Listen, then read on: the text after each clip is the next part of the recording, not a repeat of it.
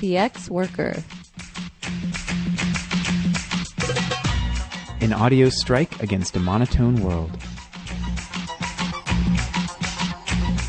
A twice-monthly podcast of anarchist ideas and action.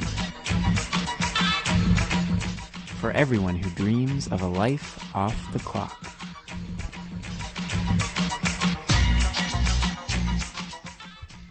Welcome to episode number 9 of The Ex-Worker.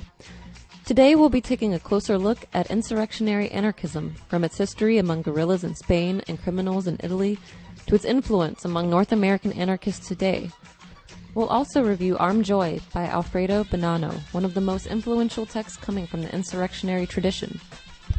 There's also an exciting interview with a participant in California Prisoner Hunger Strike Solidarity Coalition, some feedback from listeners about nihilism, news about animal liberations, a slew of political prisoner birthdays, and more. My name is Clara. And my name is Alanis, and we'll be your host. For links and more info about anything we discussed today, don't forget to visit our website at crimethink.com/podcast. And if you want to get in touch, send an email to podcast@crimethink.com or leave us a voicemail at 202-59-NO-WORK. That's 202-596-6975. The secret is to really begin. So, let's get started.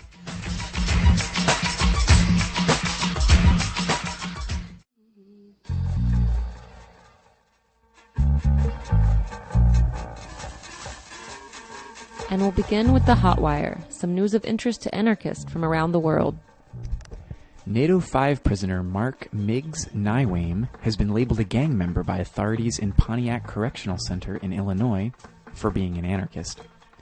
Prison officials are trying to use Miggs's politics to justify extending his sentence beyond his projected release date in November. According to them, gang symbols include not only the circled A, representing anarchism, but also the circled E, symbolizing radical equality, because it also connotes the 99%, an effort to retrospectively criminalize the Occupy movement in the prison system. He's asked for letters and support. You can find his address on our website, crimethink.com/podcast. Later on in the show, we'll have a report from the California Prisoner Hunger Strike, in which one of the core demands has to do with challenging the system for labeling gangs on the inside. The discourse of gangs is an especially powerful tool of repression because it criminalizes not our behavior but our affinity, our relationships to each other, and how we organize. Speaking of our relationships to each other, have we convinced you to delete your Facebook account yet? No? Okay, how about this? Facebook just announced that it will expand its facial recognition database to include profile pictures, adding 1 billion extra faces. And we already know from NSA whistleblower Edward Snowden that Facebook collaborates with the NSA to share data on their users with the government. The FBI, NSA, and other agencies used to spend tons of money on mapping relationships between activists. Now, we do it for them for free, and better than they ever could.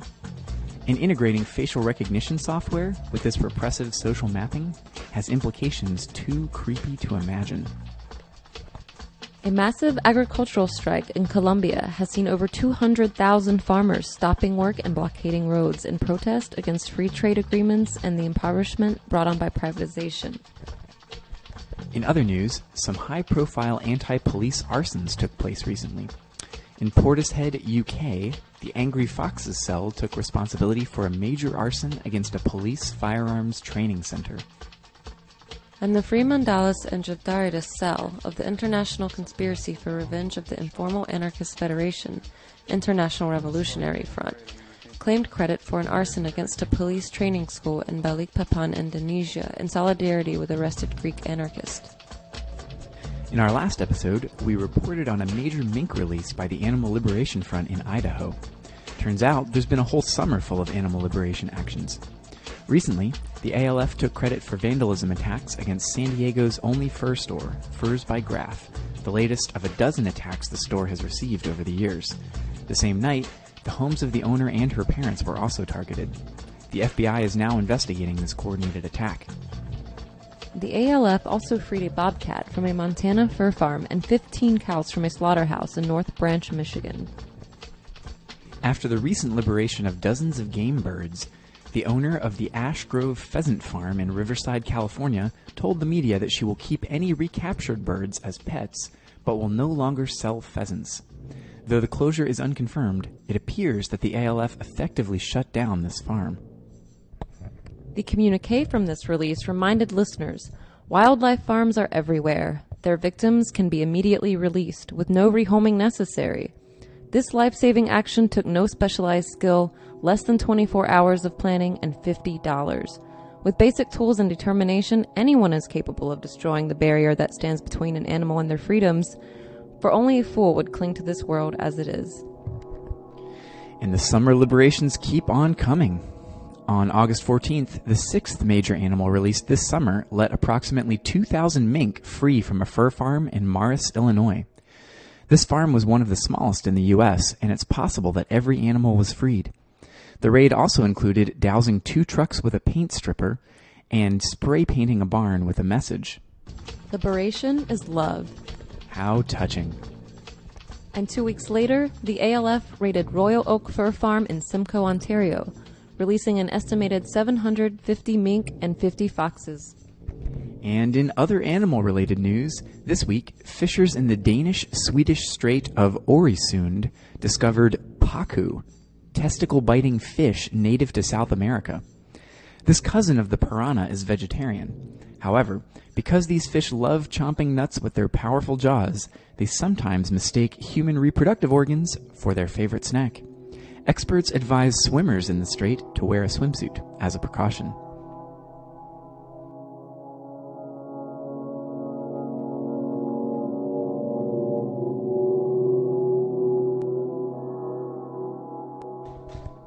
And now it's time for listener feedback. Today we're going to catch up on responses to our 7th episode. Whew! We got some fiery responses to our chopping block review of Attentat, the new nihilist journal. Turns out people have some strong feelings about nihilism. One listener believes that nihilism is interesting but hardly ever relevant. Nihilism, as an existential view, is the status quo in postmodern thought, meaning our age believes nothing truly matters or means anything.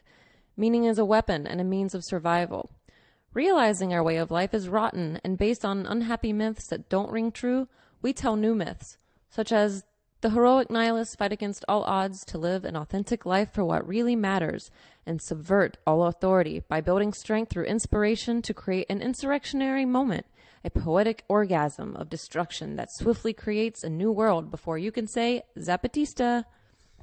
They went on to argue that change happens slowly, and long-term revolutionary struggles shouldn't be discounted if they're not explosively glamorous at all times. Another listener, with steam coming out of their ears, characterized the argument of one of Attentat's articles as saying, in essence, insurrectionary anarchists are doing what we, the Attentat writers, would be doing if we thought there was any point.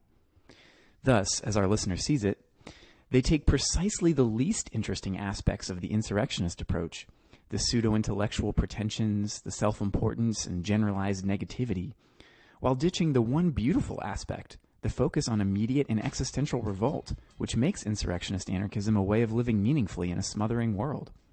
It also, incidentally, seems to me to violate their idea of the Attentat as an overloading of a moment, rather than an act weighed on the scales of strategy. In this light, their masturbation about the Black Banner group, who acted without hope in a much different situation, and whose history, incidentally, has been passed on to us by people whose anarchism has nothing to do with nihilism, appears especially repugnant. Who are the nihilists of Attentat? They are spectators of suicidal, hopeless rebellion, who do not themselves engage in it, but who critique everyone else who does not, getting so carried away by the ego trip of critique that they can't even stop short of purporting to critique. The real critique of critique is via action, abandoning mere discourse to demonstrate other possibilities. Whew. Well, we may take the time in a future episode to explore nihilism in more depth, both its history in 19th century Russia, as well as some of its expressions in contemporary anarchism. We don't want to be attacking or defending a straw nihilist here. But for today, we're going to focus on introducing the basic ideas of insurrectionary anarchism, since we've been throwing that term around a lot.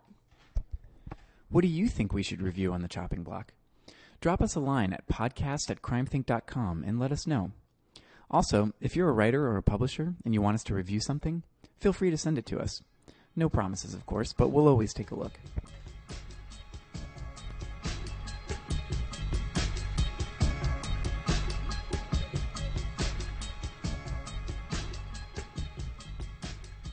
And now it's time to share a piece of the CrimethInc Contradictionary.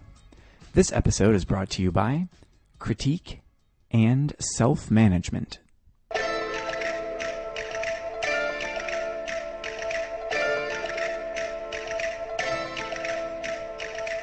Critique. At first, one only recognizes particular instances to be worthy of critique. Critique appears synonymous with rejection, implying deficiency in the object. Over time, one discovers that everything warrants critique. This can produce cynicism. Nothing is above reproach. Nothing is pure. Therefore, nothing has value. But followed through to its logical conclusion, this insight inspires a profound optimism. If everything can be critiqued, then no matter how bleak things are, there is always a way to improve them. Those who comprehend this can pass beyond the binary of approval and disapproval to identify the conflicting currents within any subject of inquiry. There are sides to take inside every position as well as between them. Self-management. The lunatics are running the asylum. It hasn't yet occurred to them to leave it.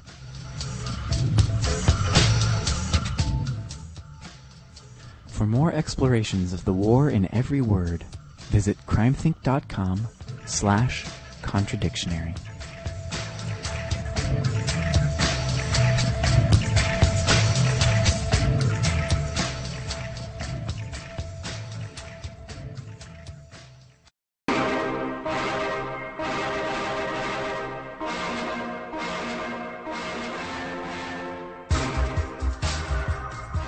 Hurry up, comrade. Shoot at once on the policeman, the judge, the wealthy, before a new police will hinder you. Hurry up and say no, before a new repression convinces you that to say no is nonsensical and crazy, and that you should accept the hospitality of an asylum. Hurry up and attack the Capitol, before a new ideology makes it sacred for you. Hurry up and refuse work, before a new sophist tells you work makes you free. Hurry up and play. Hurry up and arm yourself.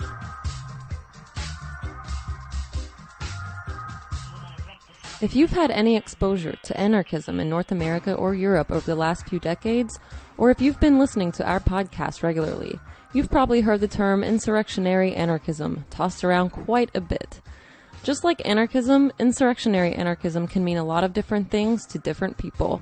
And that's because, also like anarchism, it isn't a static set of rules or positions that one must adhere to, but rather a way of thinking about and engaging with the world. By definition, an insurrection is an act of revolting against a civil authority or government. So, an insurrectionary anarchist would be an anarchist who is in favor of revolts against civil authority or government. Or, more specifically, one who believes that smaller revolts against authority will lead to larger revolutions. But aside from this straightforward definition, insurrectionary anarchism is heavily informed by a rich history, which we're going to dive into in order to clarify how this tendency came about and what it looks like today.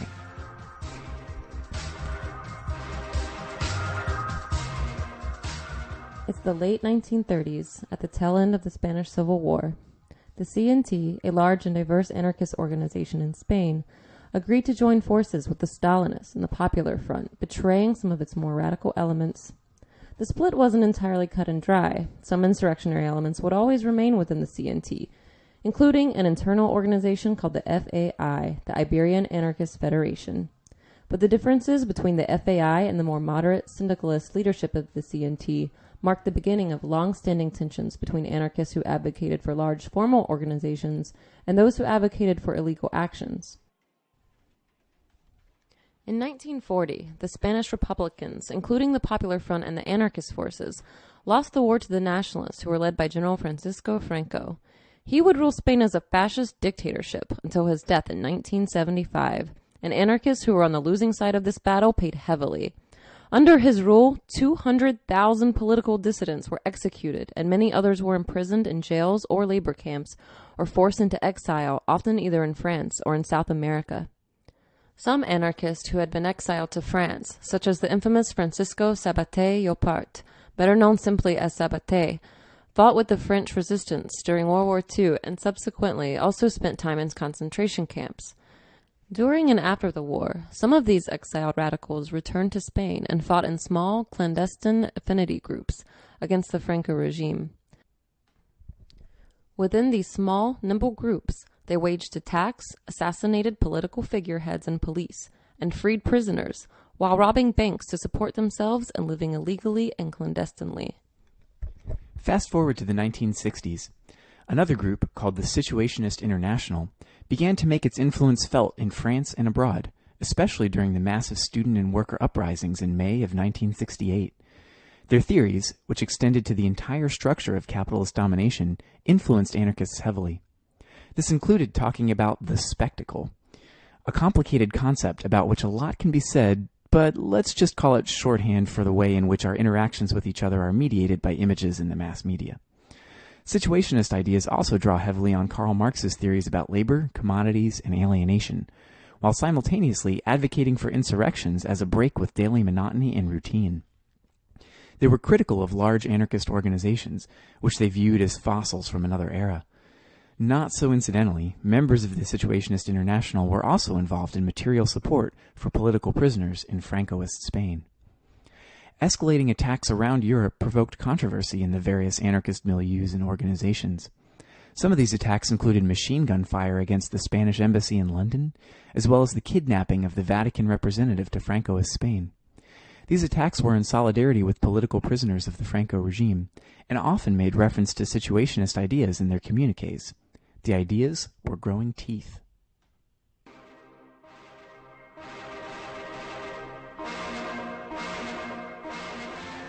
Meanwhile, in Italy, a tendency called commentismo also utilized the situationist critique of everyday life while advocating a return to illegal actions, not so much the bank-robbing illegalism of turn-of-the-century anarchists, but rather a buildup of smaller, daily illegal acts such as shoplifting, expropriation, and fare evasion. They felt that the struggle against capital should be waged in a criminal way, in direct conflict with the law and the misery of everyday life. Class tensions were heating up throughout Italy. Student and worker organizations, as well as Marxist armed struggle groups, contributed to a complex terrain of struggle. The revolutionary movement, including the anarchist one, was in a developing phase, and anything seemed possible, even a generalization of the armed clash. But it was necessary to protect oneself from the danger of specialization and militarization that a restricted minority of militants intended to impose on the tens of thousands of comrades who were struggling with every possible means against repression and against the state's attempt, rather weak to tell the truth, to reorganize the management of capital. That was the situation in Italy, but something similar was taking place in Germany, France, Great Britain, and elsewhere. Some anarchists found more affinity with one of the armed groups, called Revolutionary Action, whose members advocated for tactics that were widely reproducible, rather than ones that required special training, such as gunfighting and urban guerrilla maneuvers. In his prolific writings over the next 40 years, Bonanno would elaborate on this idea of using reproducible tactics to generalize struggles. He would become one of the most well-known and influential anarchists in the insurrectionary tendency. The long-standing tensions with the formal organizations, the influence of the situationists in their critique of everyday life, the petty illegality of commentismo, groups of students and workers and urban guerrillas, all of these factors contributed to the climate in which insurrectionary proposals were hatched. But insurrectionary currents also developed independently of this situation in Italy. In Barcelona, for example, after yet another reformist move by the CNT in the 90s, similar insurrectionary ideas and tactics began to emerge. None of the classic insurrectionary texts had been translated into Spanish or Catalan at this point, but perhaps the proximity to Italy and circulation of comrades had something to do with it. Furthermore, in Chile, the development of insurrectionary ideas mirrored their emergence in Italy, stemming from critiques of the Marxist urban guerrilla groups which were active after the fall of the Pinochet dictatorship. So, what are some of these ideas? A few tenets of insurrectionary anarchism. When I say resistance, liberty, death to the oppressor. The time is now. Many organizations and movements, including some that are explicitly anarchist, promise to challenge the powers that be as soon as the groundwork has been prepared. But the world is always changing, and one may lay a foundation only to discover that the terrain has shifted. Once one gets used to waiting, even if it is only a matter of needing to prepare a little more, it is always easier to go on waiting. Revolution, like parenthood and everything else momentous in life, is something one can never be adequately prepared for. Often this preparation is framed in terms of the need to do more outreach and education. But until there is a clash, until the lines are drawn, there is nothing to talk about. Most people tend to remain aloof from theoretical discussions, but when something is happening, when the stakes are high and they can see concrete differences between opposing sides, they will take a stand. In forcing such ruptures, one can compel those who hide authoritarian and capitalist allegiances to show their true colors, while offering everyone else the opportunity to form other allegiances. Insurrectionary anarchists are often criticized for their belief that immediate attack is always the thing to do. To react immediately against oppression without thought for the consequences is beautiful, and perhaps a way to recover one's humanity in a desensitizing world, but it is not always strategic. It's up to individual actors and affinity groups to have discussion about how to act in a strategic way that takes their conditions into consideration.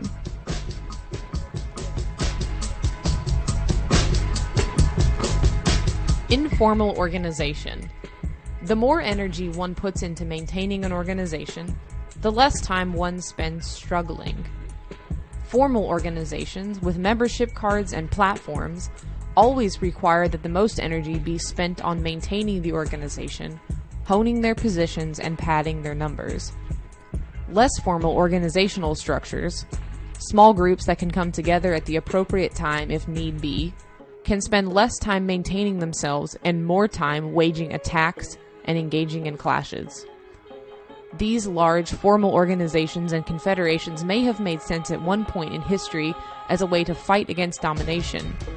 But as capitalism has become more flexible and its logic more ingrained in us, the ways in which we fight against it must also be flexible.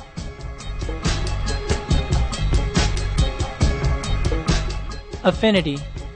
We act in small, tight-knit groups of trusted comrades, sometimes referred to as affinity groups. This was how anarchists acting against the Franco regime organized themselves, and has since become an important strategic point for insurrectionary anarchists. These structures also tend to be more resilient in times of state repression, since their bonds are based on trust, experience, and acting together rather than pure ideology. Permanent conflictuality. We are not sure if the socialist, communist, democratic, or even anarchist utopia is possible, and if so, it's certainly impossible to imagine what it would look like, given how much our ideas and positions tend to change during times of struggle. Rather, some insurrectionary anarchists believe that the meaning of being an anarchist lies within the struggle itself, and what that struggle reveals. More importantly than simply acting, insurrectionary anarchists focus on how to make sure their actions spread. They don't believe that a few people repetitively pummeling certain capitalist targets will make an insurrection or revolution, but rather that these small attacks are more like sparks. And once the sparks catch, the fire can rage.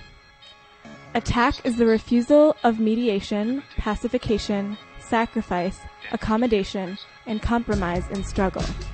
It is through acting and learning to act, not propaganda, that we will open the path to insurrection, although analysis and discussion have a role in clarifying how to act. Waiting only teaches waiting. In acting, one learns to act.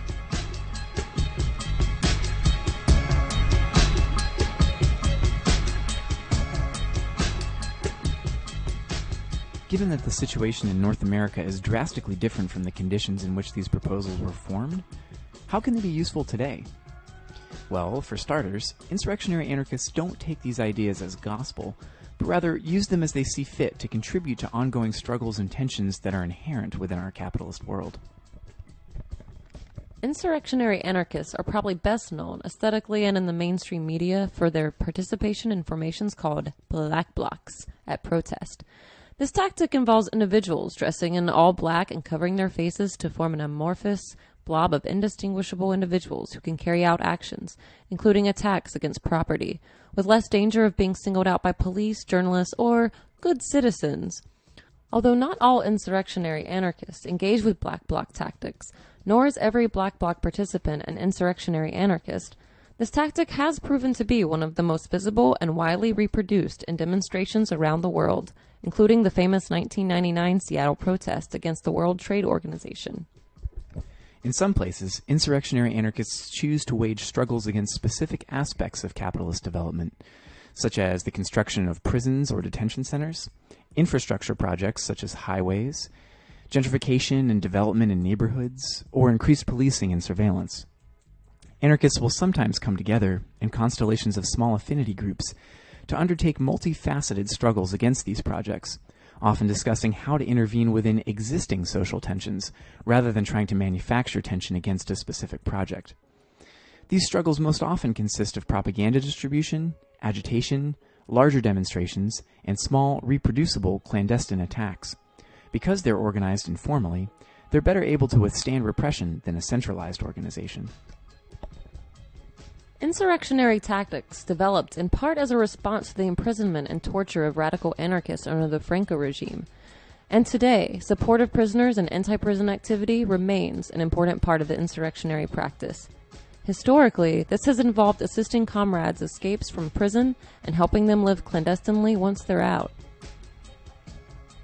Today, in an age when the state's level of control makes this much more difficult, insurrectionary anti-prison practice has tended to focus more on encouraging connections within prisons, fostering the ability for revolts to happen, and strategizing about how those revolts can echo inside as well as outside of prisons.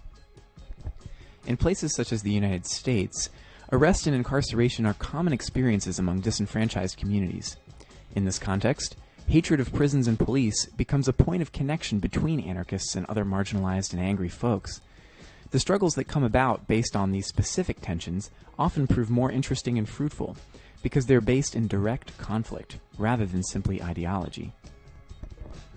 There isn't a single way in which all insurrectionary anarchists act, but the common thread is that we do act, and in acting we learn, find meaning, and understand our place in the world.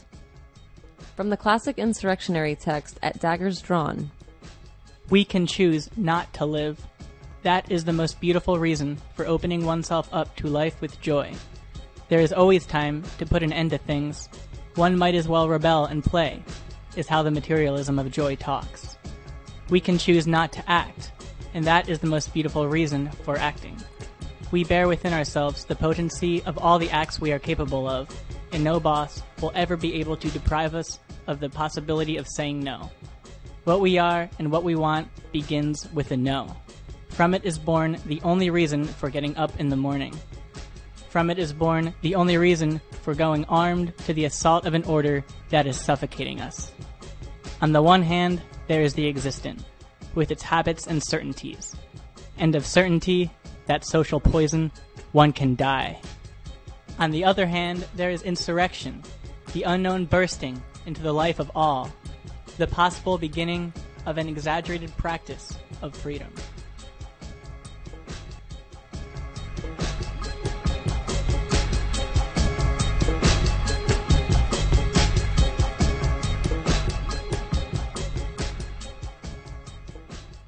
Now it's time for the mugshot, when we profile contemporary projects that put anarchist ideals into action. Recently, the ex-worker had the chance to meet up with Isaac Ontiveros, a participant in the California Prisoner Hunger Strike Solidarity Coalition, a group of the families and loved ones of prisoners in resistance, along with their supporters. We've covered developments in the strike over the past few episodes, and we're grateful for the chance to take a more in-depth look at what's been happening and what's at stake. Isaac discussed the background of previous strikes, key demands of the current strikers, how the strike is catalyzing resistance across the state and beyond, and how we can all support the courageous folks inside and out who are challenging the brutal and racist prison industrial complex. I'm here today with Isaac Ontiveros from Critical Resistance, who's going to tell us a little bit about the California prisoner hunger strike and the efforts to show solidarity with it. Isaac, thanks for being with us. Thank you for having me. Critical Resistance has worked since 2011 along with prisoners themselves, their loved ones, different organizations, different community members to support the hunger strikes that have rocked the California prison system. The strike began on July 8th, though planning started many months before. The demands of the strikers seem so basic that it's horrifying that these issues even have to be demanded. They're striking around 5 core demands. The central demand is calling for an end to California's practice of indefinite solitary confinement. California uses an arbitrary and administrative method to put people into solitary confinement, and they can put them there indefinitely. So what we have in California is hundreds and hundreds and hundreds of prisoners who have been in solitary confinement for decades. As your listeners probably know, the impacts of solitary confinement are devastating, both physically and psychologically. And then as it relates to the rest of the prison industrial complex, the vast majority of people who end up in solitary are people of color, and to lock somebody up for the rest of their life for decades in solitary certainly has a devastating impact on their families. The prisoners are also going on strike to call attention to and seek changes in the policies that the prison uses in order to target prisoners and put them in isolation. So once again, it's not like they have recourse to a legal defense. It's not like they have a lawyer. These are administrative and arbitrary policies that are used to identify prisoners as part of a so-called security threat group, and then they are thrown into isolation indefinitely. And one of the only ways to get out is to identify yourself as a part of a threat group, or to identify other prisoners, and thus making them susceptible to being thrown into solitary. So it's this very vicious, draconian, prisoners have described it as Kafkaesque. So they are calling for, at very least, changes in those policies. And then finally, they are also calling for an end to collective punishment used by guards that is more than often race-based. And then access for people who are in solitary, greater access to adequate nutritious food and to educational programming and other things like that. Things that are, things like a phone call, things like a picture of themselves to send to their family. We're talking very, very, very basic things. Each new hunger strike has grown exponentially, increasing the sense of power and solidarity among prisoners and challenging the isolation that the prison system attempts to impose. In 2011, when the strike started, initially there were about 7,000 prisoners that were on strike. At the height of the July 2011 strike, when they went on again in late September, October, there was at least 12,000 prisoners. This strike again in 2013 now, at its height, involved 30,000 prisoners in, I think, over 24 prisons in California. These have been massive protests that have seen the participation of prisoners from not only who are in solitary, but who are in the general population, prisoners from all different ethnic and geographic backgrounds, very much cutting against the stereotypes and mythology of what life is like in prison, of how prisoners are able to be in solidarity with one another, and how prisoners are able to be in solidarity with those on the outside. The prisoners have been able to make gains. Obviously, they've gone back on strike because the prison regime has broken its promises to them, not implemented reforms, implemented reforms that in fact constituted an expansion of the use of indefinite solitary confinement. But at the same time, what we've seen is the political activism and development of thousands of prisoners. We've seen the leadership being exercised by their loved ones out in their communities, really kind of blowing the lid off of torture that is practiced in prisons, not only in California but elsewhere. I mean, one of the really interesting things about this current strike is the way that the prisoners who are kind of spokespeople for the hunger strikers have talked about their protest being related to prisoner protests in Palestine or Guantanamo, or even the political organizing work of, what they clearly identify as oppressed people from across the world. I think that creates this very right political moment for us to understand what's possible politically for imprisoned people, but also for the communities that they come from. And I think that the solidarity work outside of the prison has also shown that in ways that people have come together. Earlier, in our discussion of insurrectionary anarchism, we mentioned how anti-prison struggles provide a way for radicals to connect with folks from other marginalized communities and form bonds much stronger than those based on ideology. We've seen this on a massive scale in California, as families of hunger strikers step to the forefront and connect with others in resistance to the prison industrial complex. I can't even count how many people that I've been honored to work with who this is their first time becoming active. And, what they'll say, I've never participated, I've never organized before, I've never come out to a rally, I've never, come out. And in fact, part of the reason why I haven't is because I was taught to be ashamed that I had a loved one in prison. And now I'm not. And now I'm part of this movement, or this growing movement. The hunger strike may appear to be a reformist struggle, with demands that fall so far short of the radical transformations we want to see in dismantling prison society. Yet the fight for these basic reforms contains seeds of revolutionary potential, as rebellious prisoners and supporters build power and networks of solidarity. We are certainly trying to make it so that these strikers can win their demands. And we are certainly wanting changes in the prison system, at very least. But I think that there's also reverberations to what becomes politically possible for greater and wider changes, both in the prison, but also outside of the prison.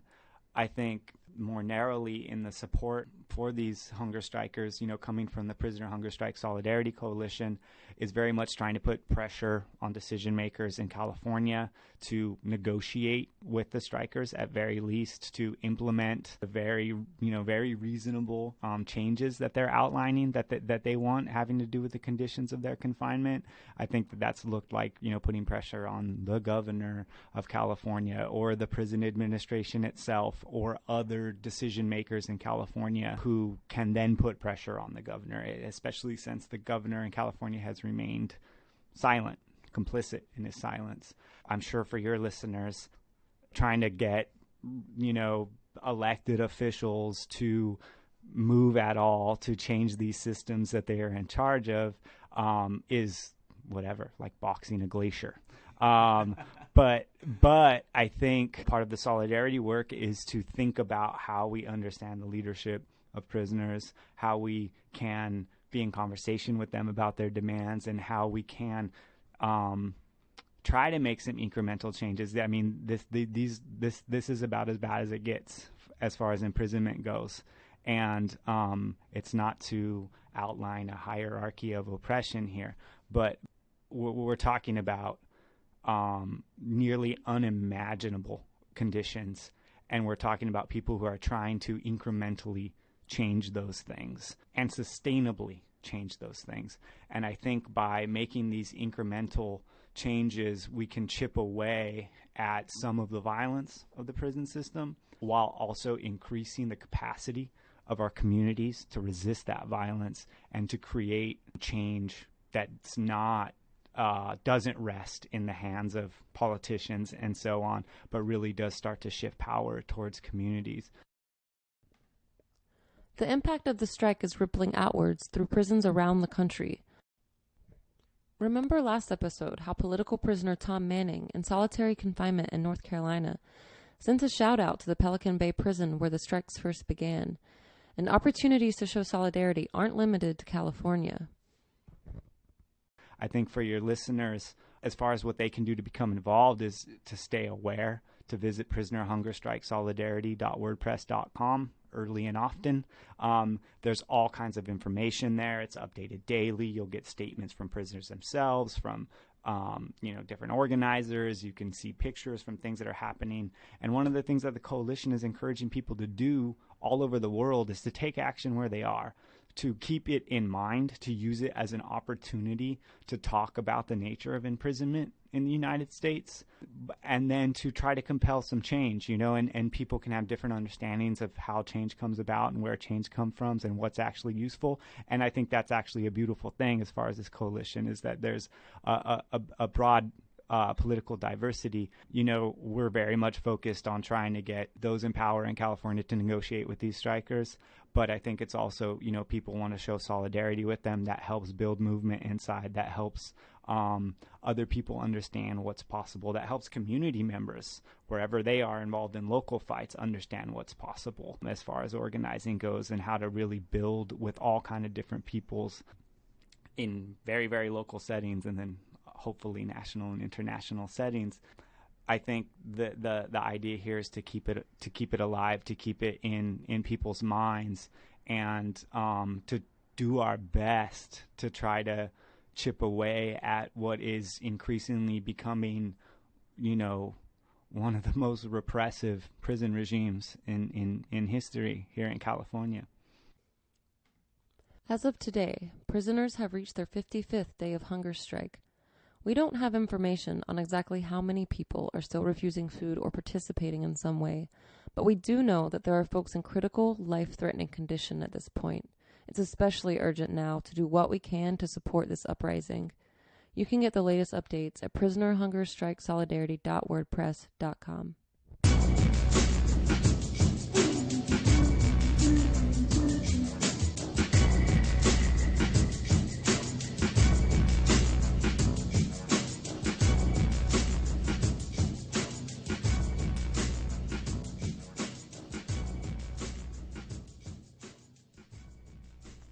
And now it's time for the chopping block, the part in each episode when we review... Hey, what is it, Alanis? Okay, so I'm with you about supporting prisoner struggles, and a lot of that insurrectionary stuff resonates with me. But that quote at the beginning about how we should shoot cops and judges and rich people, that's a little much for me. Of course, dear listeners, the ex-worker is not telling you to shoot anybody, so put your slingshots away. Who is this Bonanno guy anyway? Well, funny you should ask, because it is actually time for the chopping block, and this time around, in the spirit of this episode and to answer your question, we're going to take a look at Armed Joy, which is one of Bonanno's best-known texts, and the source of that quote that caused you such consternation. Whatever. He's probably just one of those armchair revolutionaries who's always trying to get everyone else to do the crazy stuff he only writes about. Well, he spent years in prison after multiple arrests for armed robbery, and was most recently released in 2010 at the age of 73, I think? Wow. Okay. I know, right? And in his introduction to Armed Joy, he wrote that he spent 18 months in prison for writing it, and that it was banned and all copies of it ordered to be seized and destroyed. The Italian government literally ordered libraries to burn the copies of it they had in circulation. Jeez. What was so dangerous about that little book? Well, its argument is pretty simple. We should revolt. Now. Like right now. Not when we get off work, not when we finish listening to this podcast, but right now. Not by philosophizing or writing more pamphlets, not by joining big left organizations or unions or specialist guerrilla groups, but by jumping right into whatever conflicts and struggles are unfolding around us. He's proposing that we rebel not out of duty or obligation or ideology or morality, but to live more joyful lives. What's he got against radical organizations and theory and all that? Basically just that they get in the way of what's really important. Remember, he's writing in Italy in the 1970s when all sorts of Marxist and communist groups are competing with capitalists and Democrats about how best to manage people in production. And all of these so-called revolutionaries seemed so pious, as he puts it. These lefty bureaucrats and grim militants need to lighten up and reconnect to the reasons why they want a different world. Because this one is so damn boring and sad. As he saw it, While all these professional revolutionaries wasted time debating the best methods for reorganizing production, they were ignoring the rebellions that were going on every day around them. As people in factories or schools, fed up with being exploited, were taking all sorts of actions, not because they had read the right books, but because they paid attention to what was making them miserable and acted directly against it. So for Bonanno, it's central to reject work, not just capitalist wage labor, but all the efforts to put us back to work for this cause or that theory, keeping us alienated from our actual desires. Play is a much better way to understand what we're doing when we take up arms against the existing world, emphasizing the qualitative over the quantitative, the passionate risk over the carefully calculated strategy. That sounds cool, but obviously we're living in a different world today. Are these ideas still relevant? Well, Bonanno wants us to read it in the context in which it was written, but to think about how we can apply the basic concepts to what we've got going on around us today. So, for example, in the 5th chapter, he lays out this critique of self-management, becoming our own boss. He says, if the struggle is extinguished, self-management becomes nothing other than self-management of one's exploitation. This is decades before the advent of all the so-called flexibility and Craigslist self-employment and stuff like that predominates today. But he really hit the nail on the head in recognizing that it's the antagonism between managers and those they'd manage where the potential really lies, when we acknowledge how miserable and boring our lives in production are and start our resistance from there. Okay, I'm starting to understand that quote a little more. It's kind of like a joke, but he also means it. Yeah, exactly. The whole book is written in this wacky, playful, goofy tone, which suits the ideas he's expressing to a T. I mean, listen to this sarcasm. People are tired of meetings, the classics, pointless marches, theoretical discussions that split hairs in four, endless distinctions, the monotony and poverty of certain political analyses. They prefer to make love, smoke, listen to music, go for walks, sleep, laugh, play, kill policemen, lame journalists, kill judges, blow up barracks. Anathema. The struggle is only legitimate when it is comprehensible to the leaders of the revolution. Otherwise, there's a risk that the situation might get beyond their control. And that's just it. His whole notion of anarchism is about being totally out of control, unmanageable. As he puts it in his introduction, he wants to show how a practice of liberation and destruction can come forth from a joyful logic of struggle, not a mortal schematic rigidity within the pre-established canons of a directing group. I remember that playing out in the Occupy movement all the time. All these protest manager types kept wanting us to message and make mission statements and stuff, when there were always people who were just there to hang out in an autonomous space and were bored with all the meetings and bureaucracy.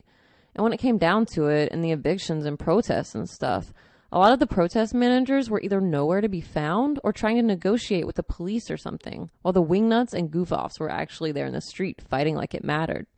Exactly. And that's why Armed Joy is still relevant today. Obviously, right now in U.S. history, it's not an era of prominent communist parties and armed groups contesting the state. But we can learn a lot of lessons from these early insurrectionary ideas that do apply to our struggles here today. And you can read Armed Joy online at theanarchistlibrary.org, and we've got the link up on our website, crimethink.com/podcast.